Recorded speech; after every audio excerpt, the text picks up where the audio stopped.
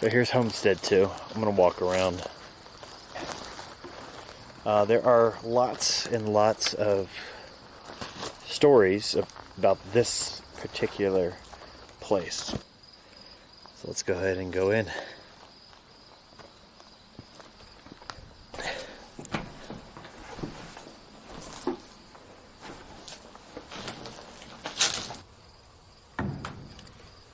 What was that? I heard a thump over here. So this is creepy. Did you hear that? Right here. So over there I heard a thump. And I just heard it again.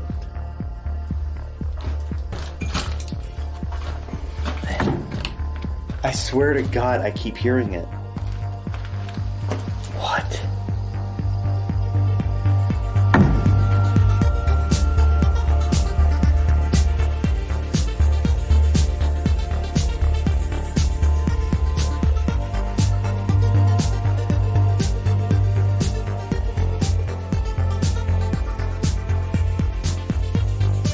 Skinwalker Ranch is a 500-acre property in eastern Utah. It's also supposedly one of the most haunted places on Earth. For 20 years, the ranch was owned by Robert Bigelow, a real estate millionaire obsessed with the paranormal. Bigelow claimed the ranch was a hotspot for UFOs, poltergeists, and all kinds of monsters. But no evidence to support any of this has ever been presented. In 2016, Bigelow sold the ranch to another real estate millionaire with a passion for the paranormal, Brandon Fugal. And Fugal claims to finally have the goods. Proof. Evidence. He produces a reality TV show on the History Channel called The Secret of Skinwalker Ranch. It claims to show real paranormal phenomena, proving that the spooky legends of the ranch are actually true. I reached out to Brandon Fugal and asked if I could come to the ranch and see this evidence for myself. I was surprised when he enthusiastically accepted. He said I could come to the ranch, that he would show me everything, and that he would answer all my questions. So I got on a plane, and my journey began.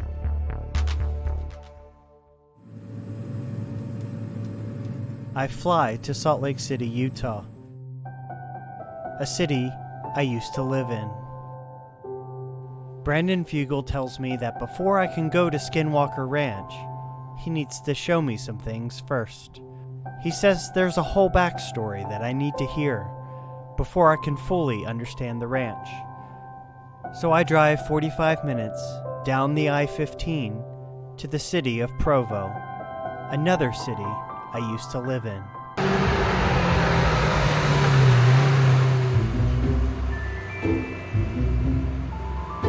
Hey! How's it going? Good to see you. Welcome back to Provo. Yeah. So much has changed, hasn't it? It really has, yeah. It's like the Batmobile. Yeah, this is my daily driver. This is that kind of Ferrari that I swap out. You know, it makes sense that someone who owns Skinwalker Ranch would drive this. It's crazy. I'm just a 17-year-old stuck in a 49-year-old body, so this was kind of the car I had on my wall.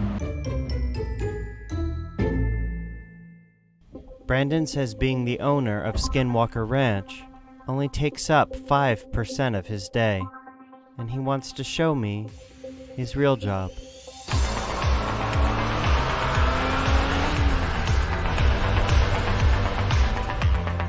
The landscape of the valley surrounding Salt Lake City is changing. Brand new buildings are popping up everywhere. And a lot of these buildings all have something in common. Brandon Fugal. His name is posted on signs up and down the Salt Lake Valley. Yeah, I noticed your name all over the signs. Yeah. I mean, there's your name right over there. Yeah. Brandon takes me up to an overlook. Every new building in the valley below us is part of his real estate empire. So you did this one, this one, this one. That one. This is why I work 18 to 20 hours a day.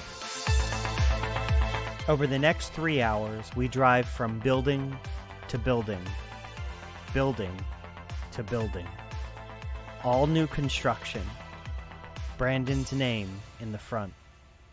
Fugel is the chairman of Colliers International, the #1 commercial real estate company in the state of Utah. Colliers, as one of the top 3 global players, manages 2 billion square feet of commercial space globally. Hey Pete, how's it going? Congratulations on our closing, bro. I have never worked with a more talented, harder working, more charismatic real estate genius in the world. Is that true? No, Yes, no. it is. Yes, He's it is preaching true. false doctrine. It's hard not to be impressed. He is, without a doubt, an extremely successful real estate magnate. And while it may not seem like it, he and I actually have a few things in common. We both were born and raised in the Mormon religion. We were both Mormon missionaries. And we both attended Utah Valley University, except his name is now on a building, and mine's not. This is the newly completed Brandon Fugel Gateway Administration Building. I recently donated $5 million in support of really the expansion of this incredible institution where I went to school. We stop in Brandon's hometown of Pleasant Grove, where his uncle, Guy Fugel, is currently the mayor. And there's a Mormon church on nearly every corner. Brandon comes here every day to refill on gas and caffeine. So how's it going? Good, yourself? Doing good. Just grabbing a Diet Mountain Dew as usual. I'm a bit of a germaphobe, so I try not to touch the knobs. But it's a mixture of Diet Mountain Dew with just a splash of Goji citrus strawberry. I start every day with a 52 ounce of Diet Mountain Dew. I drink about 200 to 300 ounces a day of this stuff, and Friends is my hometown gas station. I've been going here since I was a little boy. Hey, Nairi. Hi. How's it going? Good, you? Let's put this on my tab. Okay, sounds good. And you can attest, am I here every day or not? Every single day. So like everyone knows your name in there. Yeah. It's the center of gravity for Pleasant Grove town here, Yeah. where I've lived my whole life and grown up. Why is a place like this important to you? You know, roots are important to me. Heritage is important to me. And my family, they were converts to the LDS Church and came from primarily Scandinavia, settled here in the 1860s, and this is home. In 1820, a young boy in upstate New York named Joseph Smith claimed God and Jesus Christ physically appeared before him and told him that none of the world's religions were true, and that they were choosing him as their prophet to establish God's true religion. Over the next few years, Smith claimed angels visited him via interdimensional portals and provided him with a new religious text, the Book of Mormon. Smith called his new religion the Church of Jesus Christ of Latter-day Saints, and he eventually attracted over 2,000 followers. But in 1844, Joseph Smith was murdered by an angry anti-Mormon mob. Anti-Mormon sentiment grew. More Mormons were attacked and even killed. So Smith's successor, Brigham Young, led the Mormon pioneers out west. They traveled over 1,000 miles through harsh conditions to find refuge from violence and persecution. Their wagons and handcarts finally arrived at the Salt Lake Valley in Utah. And there, in the desert, they built a temple to their God and a city for their people. They proclaimed these are the latter days, the final days of conflict, between God and the devil, angels and demons.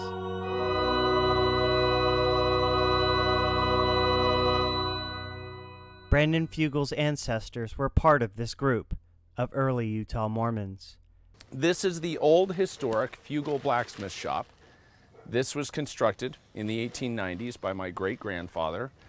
Next door, you have one of the older structures standing in town. My great-great-grandfather lived in a little underground dugout those first harsh winters here, and then they built this structure right on top of it in the 1860s.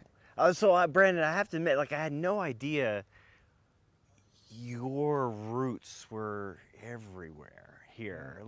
You're far-reaching. We passed the cemetery just now, and one of the gravestones, big headstones. Fugel. It's all Fugel. My great-great-grandfather, my great-grandfather, even my father, who recently passed. Up the hill from where his Mormon ancestors lived, Brandon shows me where he plans to build his fourth home. So right here, you're gonna build your future home. Yeah, in the next few months. He shows me architectural mock-ups of what the house will look like. Oh, that's what it's gonna look like. This is going to be the front we're going to be looking It's like a at. castle. Yeah. That's awesome. It's right out of a fairy tale. Right out of a fairy tale. It's pretty extraordinary. Brandon tells me he has a master plan for the patch of woods below.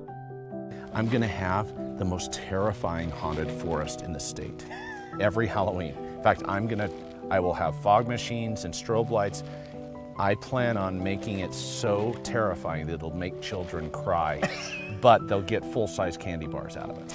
Oh, and I'm gonna totally have the Scooby-Doo factor with secret passageways, hidden staircases that I've already planned to build into it. Because you can't build a castle without having the Scooby-Doo factor, without having, trap doors and secret rooms, right? Right. We end up in Salt Lake City, at Brandon's high-rise condo.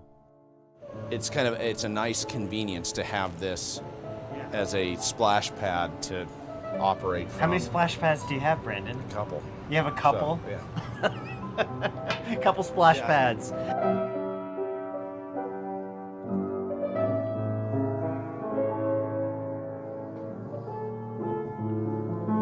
So I just wing it, but I grew up writing music, and that was my passion.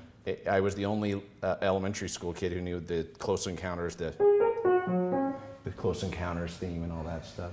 Do that again.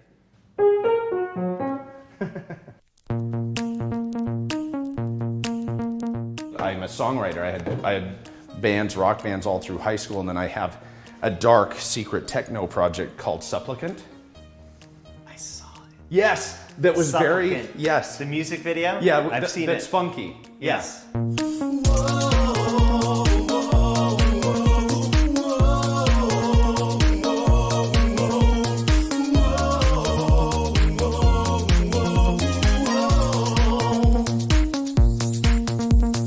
You've got, the alien head. This is actually a faithful licensed recreation from H.R. Geiger. Yeah. So that's from Stargate. So this is one of the rings used on screen in the classic with James Spader, Kurt Russell. So it's a movie prop? It's a screen-used movie prop. So it's safe to say that, you're a sci-fi fan. Yeah, love science fiction.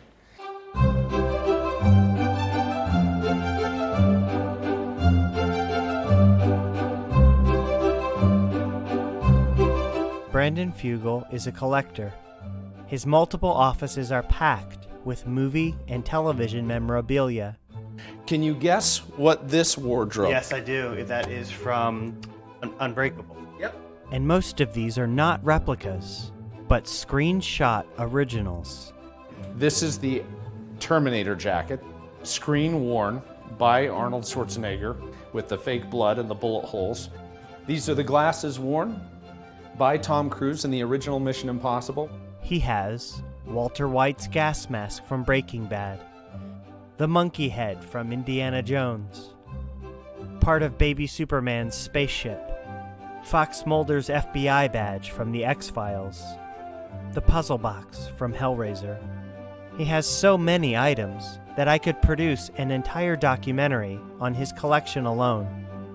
In these drawers, let's see. Whoa, you can't just show me an alien fetus and then close the door? Yeah, you have a couple of interesting things in here. He has 2 drawers full of authentic movie screenplays. This is the final script for Close Encounters of the Third Kind. Poltergeist, Steven Spielberg. written by Steven Spielberg, first draft, 1981. You get the drift. He also owns an incredible number of rare antique books. A King James Bible from the year 1611, an original printing of the works of Shakespeare from the year 1685. In here is a first printing of The Christmas Carol, 1843. The Complete System of Magic, 1729. This is the history of Stonehenge that belonged to King Charles II. Flying saucers have arrived. Yeah. The Book of the Damned. You got ghost stories. Of an antiquary. Yep. He also has an entire shelf of historical books and documents from the Mormon Church. Most of them are over 200 years old. I have the Masonic guide belonging to the first Mormon bishop. He not only signed it, but he signed it in his Masonic cipher. Behold, I am Jesus Christ, the Son of God. I came unto my own, and my own receiveth me not. I am the light which shineth in darkness, and darkness comprehendeth not. I have what I believe to be the holy grail of Mormon history. So Oliver Cowdery, who is the principal scribe of the Book of Mormon. And this is his copy. Is his copy. This is his personal... From the 1800s. Yeah, 1837, Kirtland. He was the principal witness, claimed to his death that he'd been visited by Peter, James, and John the Baptist. He's the only witness to the events at the pulpit of the Kirtland Temple dedicatory service where he claimed that Moses, Elijah, and Elias appeared. I think one of the most valuable pieces of church history. I can't think of anything I would trade this for, and it has 25 pages that bear his handwriting and his notations. There is one more item in Brandon's collection, and it eventually leads us directly to Skinwalker Ranch. You notice these strange objects. These are not movie props. These are what we call forced process gyroscopic mechanisms. These were constructed in conjunction with a private, confidential technology endeavor testing gravitational physics theories. Anti-gravity. Correct. So you had these constructed to test and experiment with anti-gravity. Correct. And what many believe to be the technology that would potentially drive or propel flying saucers.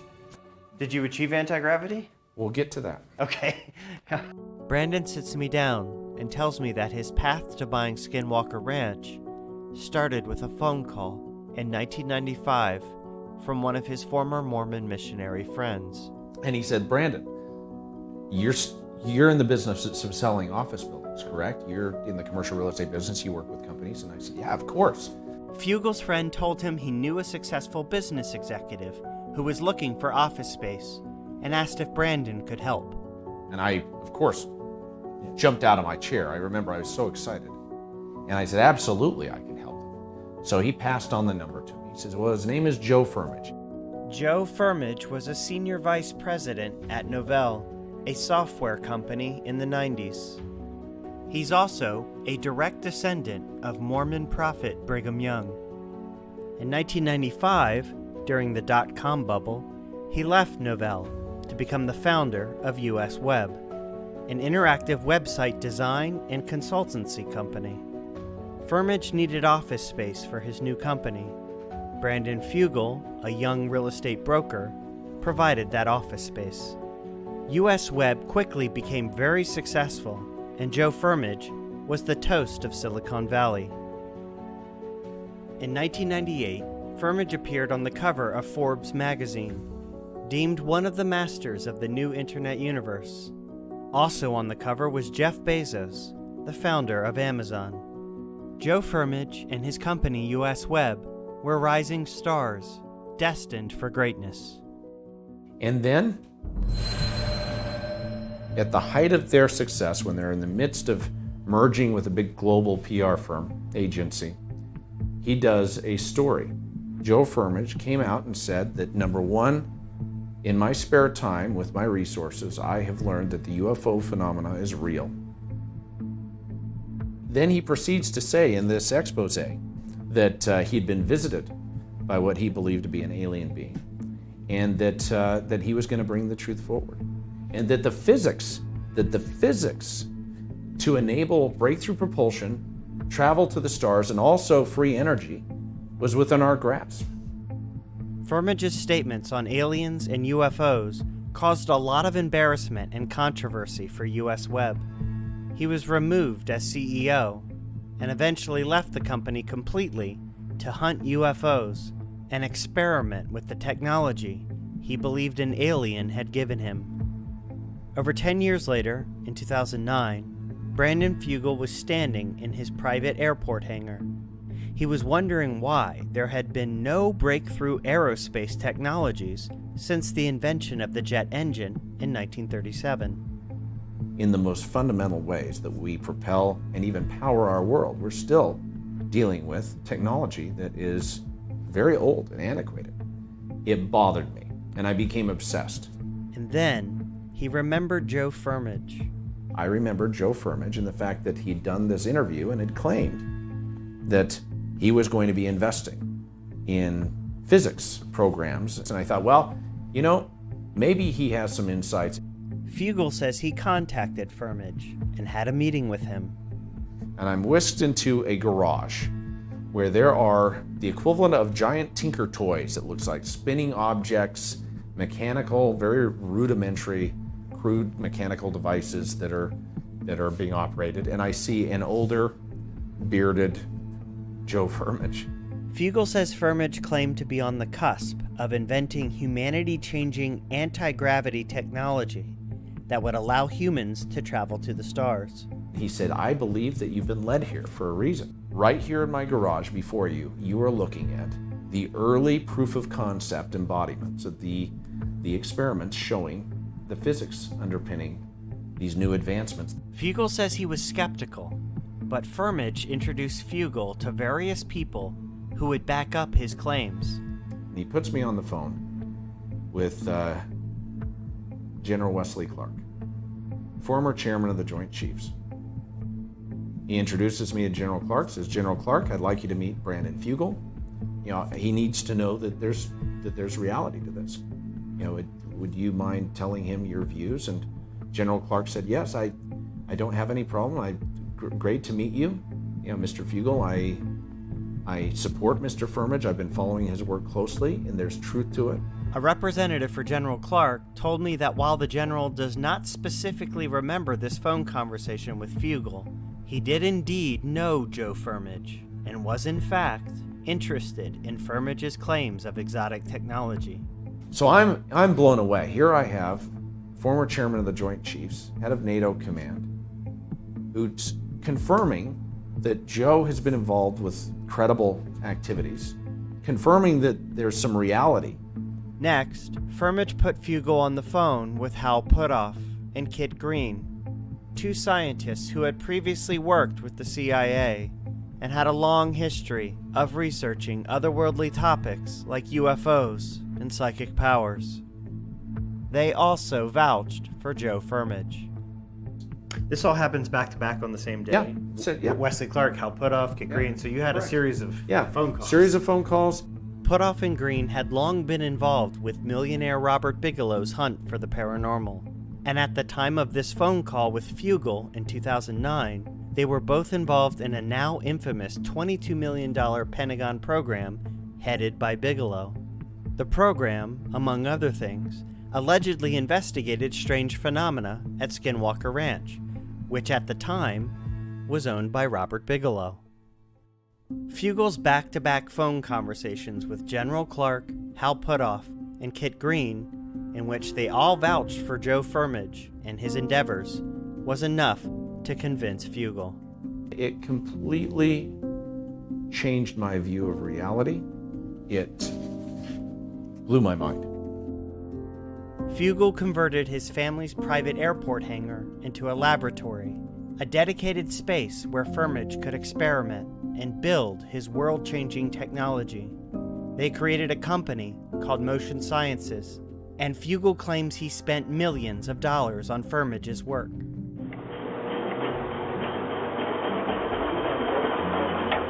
These 2010 videos on Joe Firmage's YouTube page show various tests of his invention. Fugel appears in a few of them. What we're working with is advanced propulsion technology that truly has not been released as of yet. And this patented technology and physics breakthrough is going to change the world as we know it. This video appears to show a celebratory demonstration of Firmage's device. A happy-looking Fugel stands next to Hal Puthoff. But the smiles and celebrations soon went away. Fugel says it soon became apparent that there was no truth to Firmage's claims. Within months, it became apparent that Mr. Firmage had some serious issues. The unfortunate truth was that there wasn't any validity to it. Fugel and Firmage had a falling out. Motion Sciences eventually ceased operations and closed down. In a statement to me, Firmage says that while his invention was showing great progress, its potential was not realized. He claims to have since continued to work on his device, which he now calls the accelerometer, and will reveal it to the world in 2023. Firmage's devices, from 10 years prior, now sit on the bottom shelf of Fugel's sci-fi and fantasy movie collection. It was disappointing and heartbreaking. And trust me, to lose that money, to lose years, to have the disappointment of family, at that point in time, I had lost a lot of faith and trust in people. Fugel says this was a dark time for him, that he struggled to trust anyone, and even his faith in the Mormon Church was shaken. But this all changed with a phone call in 2015. Late 2015, I receive a call from Dr. Hal Puthoff and Dr. Christopher C. Green, Kit Green. The same two guys. Uh-huh. Yeah. Just a few years after the Joe Firmage Motion Sciences debacle, Fugel says Hal Puthoff and Kit Green had a brand new proposition for him. And in the middle of that call, both Dr. Puthoff and Dr. Green said, "Are you familiar with a certain piece of property in Utah known as Skinwalker Ranch? What do you know about Skinwalker Ranch?" Fugel says Puthoff and Green told him that the ranch was for sale. "We'd like to suggest that you take a meeting with Mr. Bigelow if you're interested. Would you be open to it?" And I said, "Absolutely." Fugel flew to Las Vegas to meet with Robert Bigelow and discuss purchasing Skinwalker Ranch. Fugel says Bigelow would only sell the ranch as is, and that Bigelow would not be sharing with Fugel any of the research he had done at the ranch over the last 20 years. I agreed. I said, "Okay, fine. I'll buy it as is." On April Fool's Day 2016, Brandon Fugel became the official owner of Skinwalker Ranch.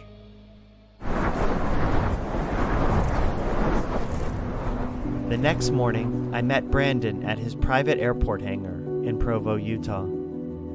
In the hangar were some of his luxury cars, his private jet, and his $6 million helicopter, which he uses to fly to Skinwalker Ranch. His brother, Cameron, is the helicopter's pilot. So you're a believer? I'm a believer that there's something happening out there that we don't understand, and we may never totally understand it. It was finally time to go. We took off towards Skinwalker Ranch. We flew over Brigham Young University, a school both Brandon and I once tried to get into, but failed. We flew over the Missionary Training Center, where both Brandon and I had once prepared for our Mormon missions. We flew into Rock Canyon, where I used to hike many years ago, but I'd never seen it from this angle before. Brandon told me before I could go to Skinwalker Ranch, there was a whole backstory that he needed to tell me before I could fully understand the ranch. And now that he had, I think he was right. I thought of something that I hadn't considered before. These stories about the ranch, the visitors from another place, the evil spirits, voices of the dead. All of these stories had a new context. Maybe all this was part of a bigger story, a universal story, a tale, as they say, as old as time. Was Skinwalker Ranch just another story? Was it just another item in Brandon's science fiction collection? Or was it something else? Could some of this, despite my skepticism, actually be real? And if so, what was I in for? I was caught up in these thoughts as Skinwalker Ranch appeared on the horizon, and Brandon announced that we needed to say a prayer. I'll be asking my brother Cameron, our pilot, to offer a prayer, asking for protection and really preparing ourselves. Do you pray every time you come out here, before you come out here? Every time. We're dealing with forces that are not only unknown and unexplained, but also have proven to be dangerous and malevolent. The prayer that they offered was very similar to ones I heard growing up in the church.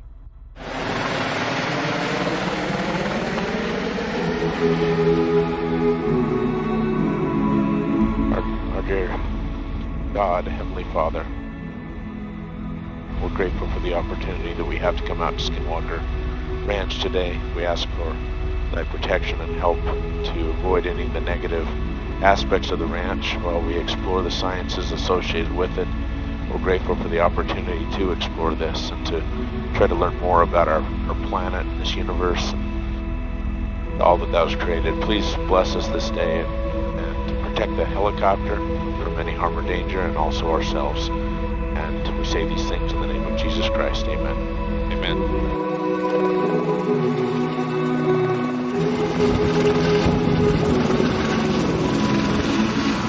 Welcome to Skinwalker Ranch, the most scientifically studied paranormal hotspot on the planet.